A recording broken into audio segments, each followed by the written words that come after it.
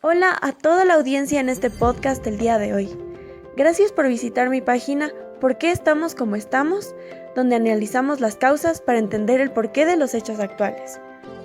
En esta edición de podcast vamos a analizar el paro nacional en Ecuador y sus causas. Sin embargo, hoy vamos a analizar una causa totalmente diferente. La temática el día de hoy es ¿qué rol tuvieron las medidas del gobierno después de haber anunciado el decreto 883 durante el paro nacional? Hoy vamos a escuchar las opiniones de nuestra invitada especial Nicole Villafuerte. Ella es estudiante de Derecho en la Universidad Católica del Ecuador y es partícipe en el canal Voces, de Periodismo Libre. Ella además es una activista política de izquierda, a quien personalmente admiro mucho. Nikki, muchas gracias por estar aquí y podemos comenzar la entrevista. La primera pregunta que quería hacerte es: ¿en qué aspectos crees que las posturas y las medidas que tomó el gobierno después de anunciar este decreto fueron causantes de la escalada de violencia durante el paro y por qué? Hola a todos y todas, mi nombre es Nicole Villafuerte. Bueno, ¿en qué aspectos creo que la postura y las medidas que tomó el gobierno después del 883 fueron causantes de la escalada de violencia durante el paro? Creo que desde un comienzo hubo una marcada postura de violencia indiscriminada y excesiva por parte de las instancias de gobierno, especialmente por parte de la Policía Nacional. Según el Reglamento de Uso Legal y Proporcional de la Fuerza emitido por el Ministerio del Interior en el 2014, la policía es la institución del Estado facultada según la Constitución para ejercer el uso progresivo de la fuerza. Bajo esta figura jurídica, la Policía Nacional era la institución que podía ejecutar el uso progresivo de la fuerza legítimamente como institución del Estado. Sin embargo, en los 11 días del paro registramos 11 muertos, 1.137 heridos, más de 1.300 detenidos y 24 pérdidas oculares. Son cifras que nos demuestran que no fue un uso progresivo de la fuerza, sino, como menciona la pregunta, un uso escalado de violencia indiscriminada, excesiva por parte de las instancias de gobierno.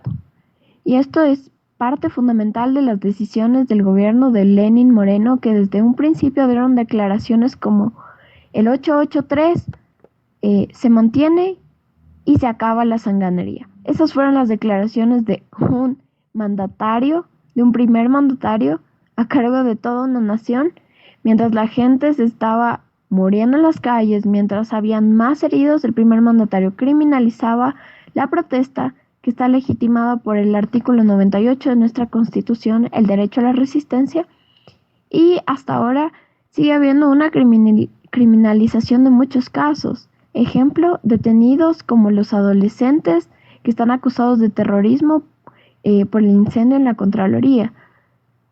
Ejemplo, casos de pérdidas oculares como el de Yajaira Urresta, que ahora ya no tiene un proyecto de vida. Ejemplo, como la pérdida de la vida de Marco Otto,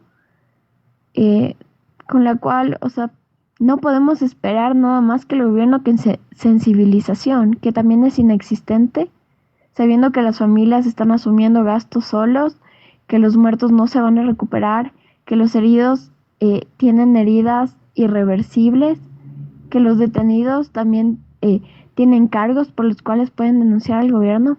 Es una situación realmente preocupante. Creo que la postura que tomó el gobierno desde un comienzo fue súper errada y hasta el final se mantuvo en una escalada de violencia.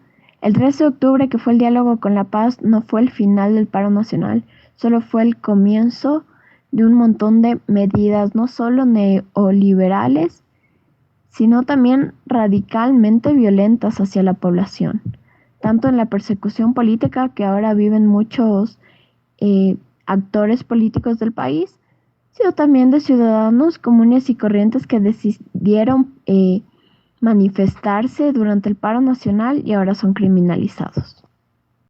Gracias, Nikki, por tu respuesta. Ahora, suponiendo que hubieses estado a la cabeza del gobierno durante este conflicto, ¿Tú qué hubieses hecho diferente y por qué? Esta pregunta es sumamente complicada porque para empezar, este gobierno ganó con un proyecto político y la gente democráticamente eligió un proyecto de continuidad frente al anterior gobierno. Entonces, las medidas que se han tomado a lo largo de estos 2 años de gobierno de Lenin Moreno se van en contra de lo que la gente votó y por lo tanto no podemos hablar de un Estado democrático. En primer lugar, lo que hubiera hecho si yo estaba a la cabeza del gobierno es cumplir con el proyecto con el que me comprometí, con el plan que la gente votó, que la mayoría votó. Ahora, si me voy a ir en contra de la democracia, por lo menos no voy a hacer una escalada progresiva de la violencia en todas las instancias. Si la gente demuestra su descontento en las calles, para evitar la violencia, lo mínimo que debe hacer un mandatario es hacer caso a las mayorías, al pueblo, evaluar la situación, evaluar las posibles soluciones y generar políticas públicas, generar decretos, generar un plan de gobierno que beneficie a las mayorías, que beneficie a quienes salen a manifestarse, que beneficie a los más vulnerables, porque al final ellos son los que no tienen nada que perder, ponen su cuerpo en las calles y vemos las consecuencias, terminan sin vida, terminan heridos, terminan con varias consecuencias penales y el Estado no se responsabiliza.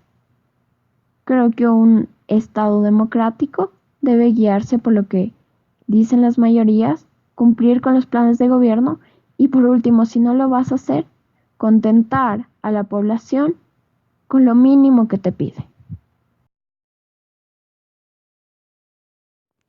Muchas gracias, Nikki, por compartir tu opinión.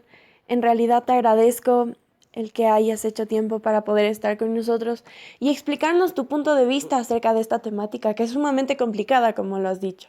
Y para las personas que están escuchando el podcast, muchas gracias por haber llegado hasta este punto. Espero que nos visiten en las redes sociales, sigan viendo la página y espero en realidad que les haya gustado esta entrevista. Muchas gracias.